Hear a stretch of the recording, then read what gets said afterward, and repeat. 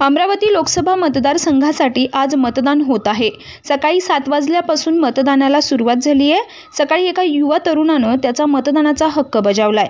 संध्याकाळी 6 वाजेपर्यंत जिल्ह्यातील मतदारांना आपल्या मतदानाचा हक्क बजावता येईल। अमरावती मतदारसंघातून एकूण 18,36,078 मतदानाचा हक्क बजावणार आहेत। त्यासाठी 1983 मतदान केंद्र असणार आहेत। अमरावतीमध्ये 37 उमेदवार निवडणूक रिंगणात असून यात भाजपच्या नवनीत राणा, काँग्रेसचे बळवंत वानखडे व प्रहारचे दिनेश बुब यांच्यात लढत होणार आहे। अमरावती जिल्ह्यात 6 विधानसभा मतदारसंघाचा समावेश असून जिल्ह्यात सर्वाधिक 354 मतदान केंद्र मेळघाटात आहेत। यावेळी मतदान केंद्रांवर कडक पोलीस बंदोबस्त ठेवण्यात आलाय। Tejvarta news network Amravati. आम्ही जे काही गेल्या 15-20 दिवसात मतदानासाठी जे प्रयत्न केले, कार्यकर्त्यांना पराकाष्ठा केली आणि गेल्या 20 वर्षापासून आम्ही शेतकरी शेतमजुरासाठी लढतो। मला अपेक्षा एकच आहे मतदारांकडून की ही लढाई आम्ही शेतकरी, शेतमजूर, कष्टकरी, कामकरी, व्यापारी यांच्यासाठी लढतो आहे। तर त्यांनी ही निवडणूक आम्हाला जिंकून द्यावी आणि ती निश्चितच आम्हाला ही निवडणूक शेतकरी शेतमजूर म्हणून जिंकून दिल्याशिवाय राहणार नाही।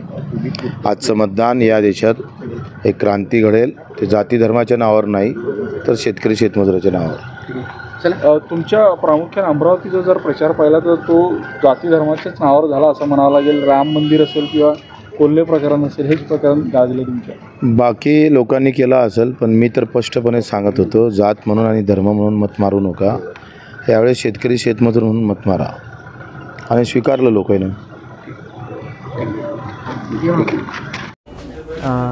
पहिले तर मी खूप उत्सुक होतो मतदान करण्यासाठी। माझा पहिलाच मतदान होता आणि मला मतदान प्रक्रियेत खूप उत्सुकता होती।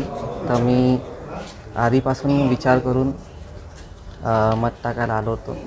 आव्हान असं आहे की मतदान करणे हे आपलं अधिकार आहे, तर आपण या अधिकाराचा वापर केला पाहिजे आणि मत टाकायला आलो पाहिजे।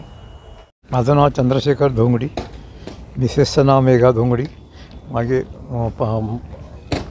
वय आहे सध्या 75। आम्ही सकाळीच मतदानाकरता आलो। पाऊस पाण्याचा संभव होता। युवा पिढीला आम्ही आव्हान करतो आहे की सगळ्यांनी मतदान, कृपा करून सगळ्यांनी मतदान करावं।